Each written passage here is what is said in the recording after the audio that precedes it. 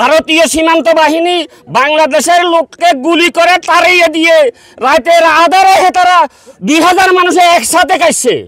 আমরা তাদের গুলির আওয়াজে টিকতে না পারি, আমরা পিছনে যখন চলে গেছে বাংলাদেশের মানুষ তখন এরা কেটে দিয়েছে এই ভাত। রাতে 2টার সময় ইন্ডিয়ার সীমান্তরক্ষী বাহিনী অনেক লোক এসে এখানে এই মুহুরী নদীর বাঁধ ভেঙে দিয়েছে। রাতের অন্ধকারে ভারতীয় সীমান্তরক্ষী বাহিনী বিএসএফ ফাঁকা গুলি করে বাংলাদেশের সীমান্তের নাগরিকদেরকে ভয় দেখিয়ে বেড়িবাঁধ কেটে দিয়েছে এবং তারপরই মূলত সারা দেশে এই বন্যার সূত্রপাত দাবি এখানকার স্থানীয় বাসিন্দাদের। গতকাল রাত থেকে এখানকার মানুষের একটি অভিযোগ, গণমাধ্যম সেটি তুলে ধরছে না, এখানে কোনো দায়িত্বশীল ব্যক্তি বা কেউই আসছে না। Redmi 13 স্টাইল বানাই দুনিয়া কাঁপায়। যেই বন্যায় গর্ভবতী মায়ের যেই আর্তনাদ সেটি দেশের মানুষ শুনতে পেয়েছে, যেই বন্যায় কিলোমিটারের পর কিলোমিটার মাইলের পর মাইল মানুষ আক্রান্ত হয়েছে, যেই বন্যার পানি যেখান দিয়ে এসেছে সেই খবরটুকু আসলে দেশের মানুষ জানছে না বা দায়িত্বশীল কেউ পানি উন্নয়ন বোর্ড থেকে এখনো পর্যন্ত আসলে কারো খবর বা কোনো হদিশ আমরা পাইনি, এখানে আসেনি এখানকার স্থানীয় বাসিন্দাদের দাবি। আমরা তাদের গুলির আওয়াজে টিকতে না পারি, আমরা পিছনে যখন চলে গেছে বাংলাদেশের মানুষ তখন এরা কেটে দিয়েছে এই ভাত, কেটে দিয়ে লক্ষ লক্ষ মানুষকে ক্ষতি করতেছে। এখন আমরা 72 ঘন্টার ভিতরে না করলে আমরা 10 লক্ষ লোক আসি বাদ বানবো, সবাই আমরা মৃত্যুর জন্য প্রস্তুত আছি।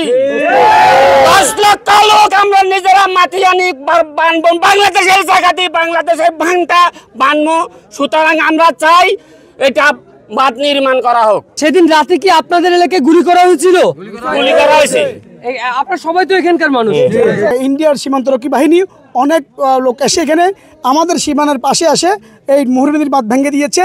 এখানকার শত শত একর জমি, হাজার হাজার একর জমি, আমাদের ফসল জমি নষ্ট হয়ে গেছে, প্লাবিত হয়েছে। শুধু এখানকার নয়, ফেনী, নোয়াখালী, লক্ষ্মীপুর, কুমিল্লা এই 4টে ডিস্ট্রিক্ট প্লাবিত হচ্ছে। আমাদের এখানকার অনেক গর্ভবতী মায়েরা বাচ্চা পর্যন্ত নষ্ট হয়ে গেছে। এই বাঁধ যেন দ্রুতভাবে সংস্কার কাজ শুরু হয়, আমরা আপনাদের মাধ্যমে পুরো দেশবাসী সবাইকে, দেশের সরকারকে আমরা আহ্বান জানাচ্ছি। বাংলাদেশের সাথে প্রতিবেশী সুলভ আচরণ না করার কারণে দীর্ঘদিনের যে বৈরিতা, সেই বিষয়টা আসলে দীর্ঘদিন এটা মিডিয়া কখনো ফুটিয়ে তোলে নাই, সেটা মানে বিশ্বকে জানান দেয় নাই। তারা বেআইনিভাবে গুলি করার কারণে চোর ডাকাতের মতো রাত্রে মানুষকে ভয় দেখিয়ে, বাংলাদেশি নাগরিকদেরকে ভয় দেখিয়ে এ ধরনের জঘন্য ন্যাক্কারজনক বাঁধ ভাঙ্গার কাজ করার কারণে মানুষ যে ক্ষতিগ্রস্ত হয়েছে, তাদের যে বেআইনি কার্যক্রম আমরা মনে করি এটা আন্তর্জাতিক আদালতে বিচারের উপযুক্ত তারা কাজ করেছে এবং আন্তর্জাতিক আদালতে আমরা বিচার চাই।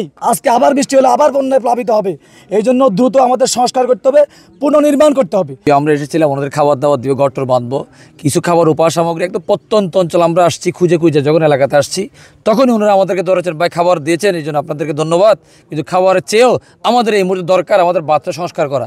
কারণ এইখানেই যেখানে বন্যার উৎপত্তি, এখানে বাচ্চা সংস্কার না হলে আমাদের আজকে ঘর অনেকের ভেঙেছে, আগামীকালকে এখন আমারটা থাকবে না। একটা মানব সংস্থা হিসেবে আমরা একজনের কাছে বাজেট চেয়েছি, এটা কত টাকা লাগবে, একজন বললেন 30 লাখ টাকা, আর যে বললেন 1 কোটি টাকা। যেহেতু কিছু ঘর নির্মাণের কিছু বাজেট আমাদের কাছে আছে, আমরা বললাম যে ঠিক আছে, এইটা যেহেতু মূল সমস্যা, তাহলে ঘর নির্মাণ বাদ দিয়ে আমরা তাহলে আমাদের 1 কোটি টাকার বাজেট আপনাদেরকে এই বাঁধের সংস্কারের জন্য দিয়ে দিচ্ছি। প্রত্যেকের কাছে অনুরোধ করবো আজকে এই মিডিয়ার মাধ্যমে, ইত্তেফাকের মাধ্যমে যারা দেখছেন ভিডিও, আপনাদের সকলের দৃষ্টি আকর্ষণ করতেছি, আগামী 3 দিনের মধ্যে দৃশ্যমান একটা উদ্যোগ নেওয়া দরকার। কারণ একটা ডিজাইনিংয়ের বিষয় আছে, বাজেটের বিষয় আছে, অনেক কিছু বিষয় আছে। তো এই উদ্যোগটা যদি হয়ে যায় তাহলে আপনারা 3 দিন সময় দিচ্ছেন কর্তৃপক্ষকে?